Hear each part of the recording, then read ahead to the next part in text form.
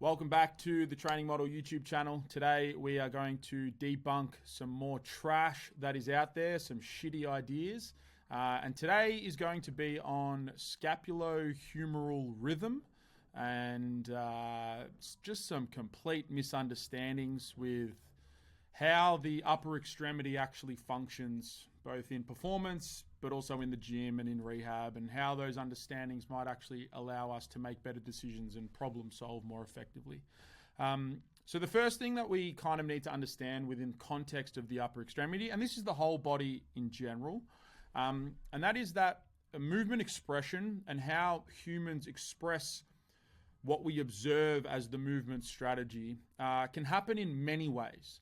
And one of the main strategies that the human system does is it reorients, so it moves and positions proximal structures to deliver the extremities.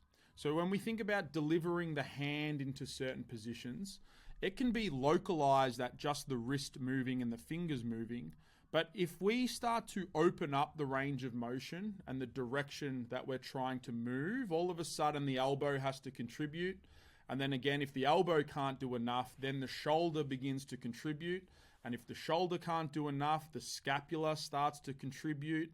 And if the scapula can't move enough, then the rib cage begins to contribute. And if the rib cage can't contribute enough, eventually the legs may actually have to begin to contribute, and the pelvis and the legs and the overall strategy. We may actually have to move the system to go and get that thing off the shelf over there. We can't just do it with wrist. It's all of the things begin to connect and move together. And ultimately what we're doing in that situation is we're just reorienting the proximal structures to achieve the task. And we see that everywhere outside of the gym.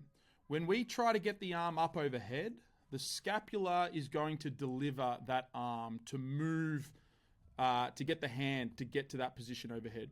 If we want to move our arm behind us, the scapula is going to change its position to allow the arm to get in behind us. And ultimately, we're just seeing the system achieve different tasks, whatever it might be. In performance-based things, this is what we want to see. We want to see this distribution of load shared around multiple structures.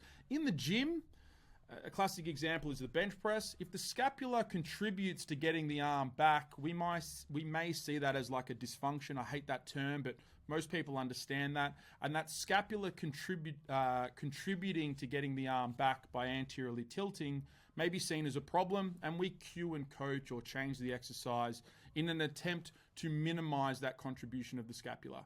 But in reality, the scapula was just trying to help to get the arm down to touch the chest. It's just a systemic expression of movement to achieve the task. And it happens everywhere, upper body and lower body.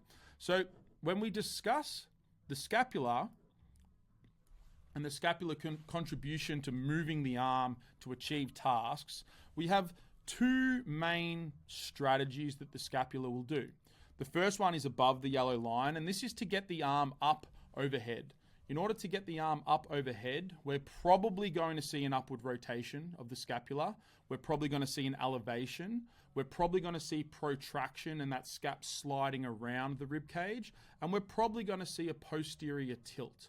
And what all of those movements are doing is just trying to deliver the glenoid to face up so that that's where the arm actually goes. Upward rotation is just turning. Let's make myself a little bit bigger here. Upward rotation is just turning the glenoid to face up. Elevation is just lifting the glenoid up in space. Protraction is part of this process to actually slide and get this glenoid to face up, and a posterior tilt turns the glenoid to the ceiling. All of those motions, those coupled actions of the scapula, are simply just to turn the glenoid to face the ceiling and move in that direction, because that's what we're trying to do when we're trying to get our arm up overhead. The scapula is just delivering the arm.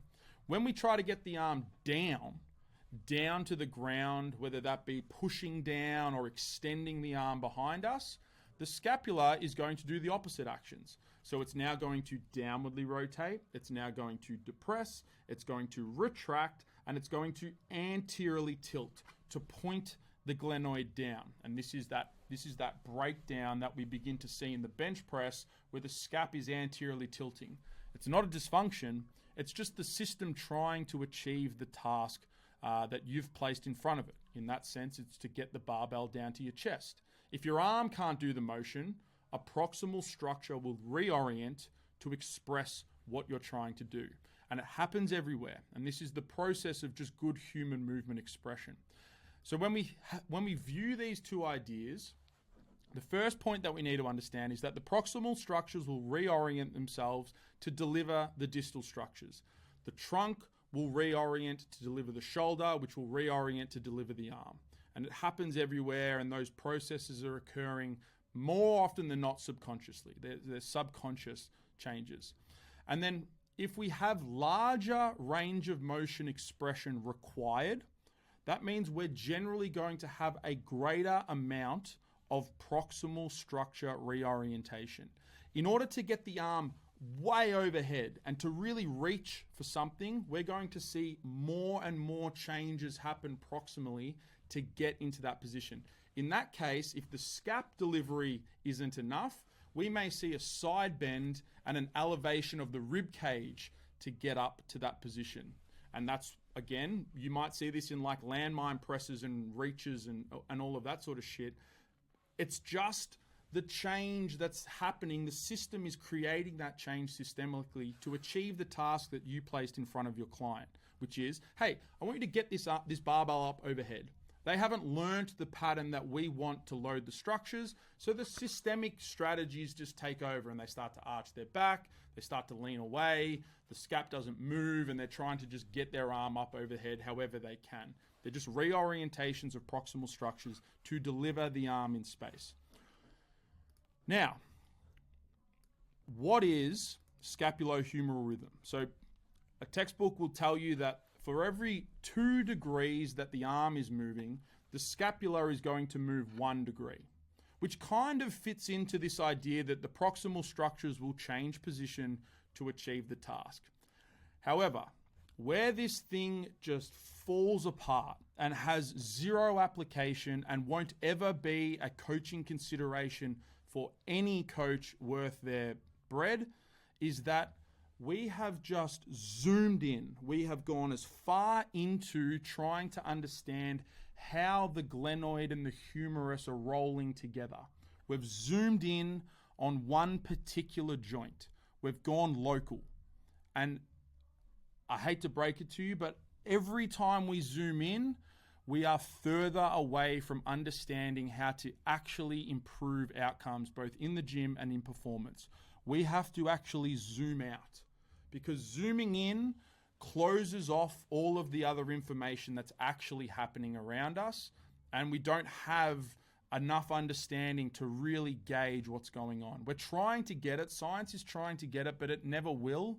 We have to zoom out and take a better snapshot of everything that's happening. So scapulohumeral rhythm is an attempt to just understand how the glenoid and the humerus position themselves in isolation. And you get into all of this sort of shit here where there's particular ranges and angles that we're looking for.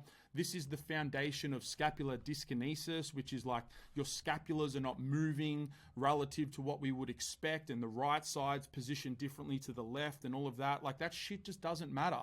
What matters is, how are we achieving tasks?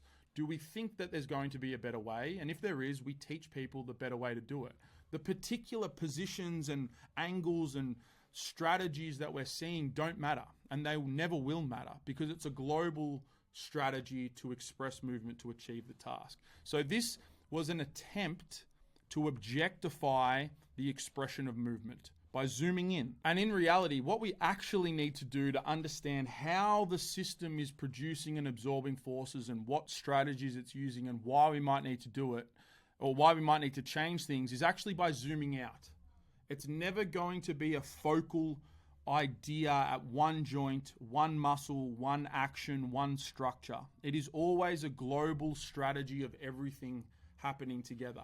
And this is what I think is the best example of shoulder function, is a javelin thrower. This malaka is going to hurl this stick like 100 meters.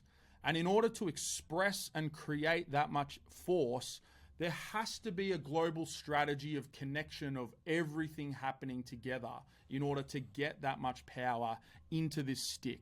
And ultimately, we're focusing on the upper extremity here, but this is going to be the expression of all human movement. It's just the end of performance, in my worldview, of what the upper extremity is, and that is throwing a javelin. So let's take a look, and let's see if we can actually understand what is going on with this position, because we're going to see the proximal structures redistributing and reorienting the load in order to get this performance to be expressed at the shoulder. So the first thing is that he has loaded into flexion and abduction, or abduction and external rotation. He's turned his arm out.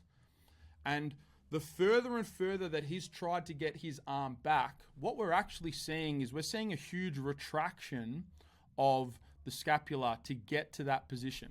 The scap has pulled back, so the arm has potential to get further and further back behind him, so he can actually sling and create that potential space to then create force into. So we're seeing a reorientation of the first proximal structure to get the arm back, and that is going to be the scapula that has retracted to abduct the arm. The next proximal change that we're going to see is we're going to start to see his rib cage turn away from the arm. He's going to orient his rib cage as far away from the arm as possible to create as much space to produce force into. Here comes the turn away, rib cage turning away from the arm, away from the arm, away from the arm, so that he has the most space possible to move that arm into to produce force. If you're going to try to tell me that we can understand all of those changes that are occurring by zooming in on the shoulder and viewing and observing particular bones and angles and degrees of change and all of that, I just don't think that we're ever going to have that understanding of how this system actually got to all of these positions. And to be honest with you, the specific angles and degrees and shit, they don't matter. What matters is, can he get there effectively? Can he reorient himself and his structures so that he can maximize his performance? And then can he actually explode with ground reaction forces coming through the leg into position to go and throw this thing? Ultimately, this is shoulder function, and trying to boil it down to particular things like this by zooming in, we're never going to have the answer.